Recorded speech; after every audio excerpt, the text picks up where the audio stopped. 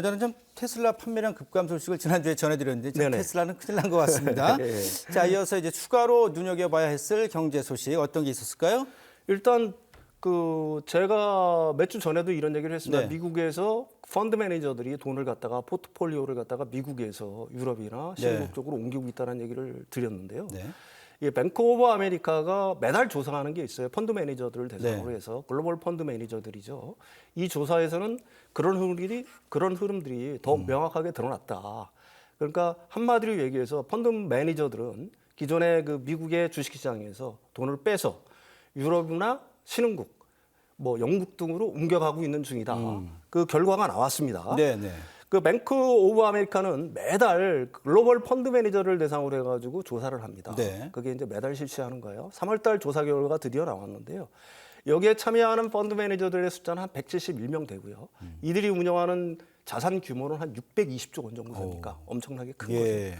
이들에 대한 어떤 설문조사를 했는데 어떻게 보기에는 미국 입장으로 놓고 보게 되면 좀 부정적인 소식들이 굉장히 많아요. 첫 번째, 글로벌 성장 전망에 대한 데에서는 어떻게 생각하냐고 물어봤어요. 향후 12개월 내에 네. 글로벌 경제가 어떻게 될 것이라는 질문을 했는데 더욱 악화될 거라 대답한 비율이 지난 31년 중에 두 번째로 높았습니다.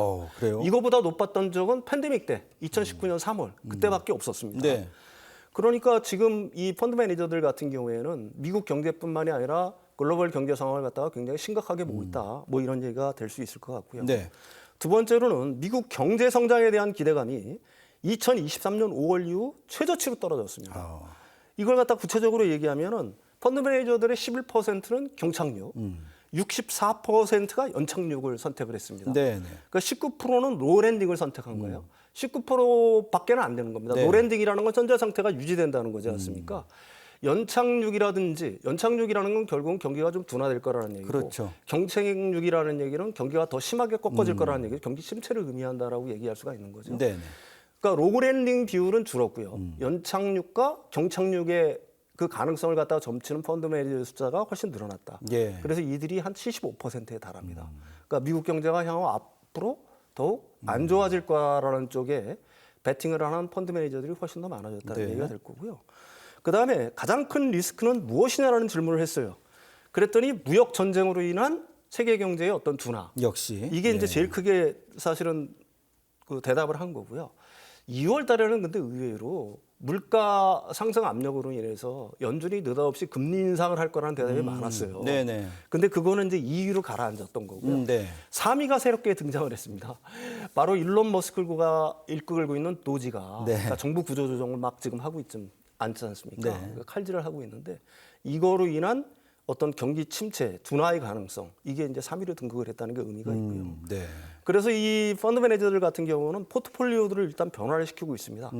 미국 주식을 갖다가 향후 확대할 거냐라는 그 질문에 대한 대답은 23%만이 그렇다라고 그랬거든요. 상당히 낮군요. 23%는 그래도 높은 거 아니냐고 생각할 수 있을지 모르지만 2월 달에 비해서 이게 40%포인트가 떨어진 거예요. 네, 엄청 떨어진 그러니까 거죠. 2월 달에는 거의 63%에 네. 달했다는 얘기죠.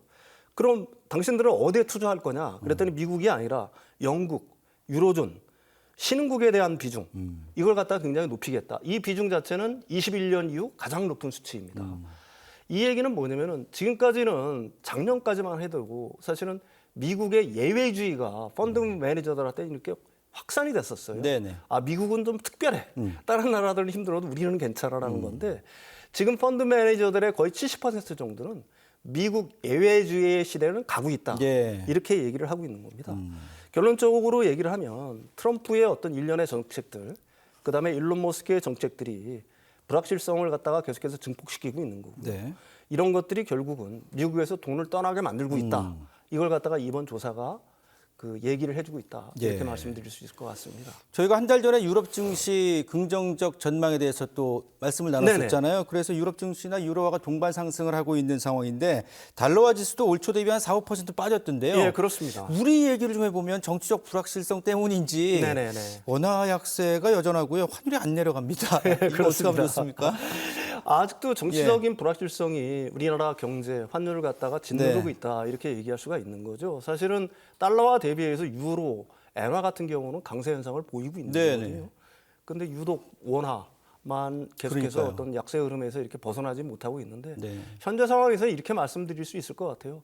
더 이상 환율이 치솟지 않는 것만으로 다행이다. 예. 그게 달러와 약세의 영향이니까 그거라도 감사를 해야 되겠다. 뭐 그런 의미를 담고 있습니다. 예, 예. 어쨌든 뭐 미국 내에서도 트럼프의 경제 정책에 반대하는 비율이 이제 50%를 넘겼기 때문에 트럼프의 이제 당장 앞두고 있는 4월 2일 상호관세, 4월 2일에 상호관세 상황 협상의 여지가 있다고 하니까 좀 살펴보도록 하겠고요.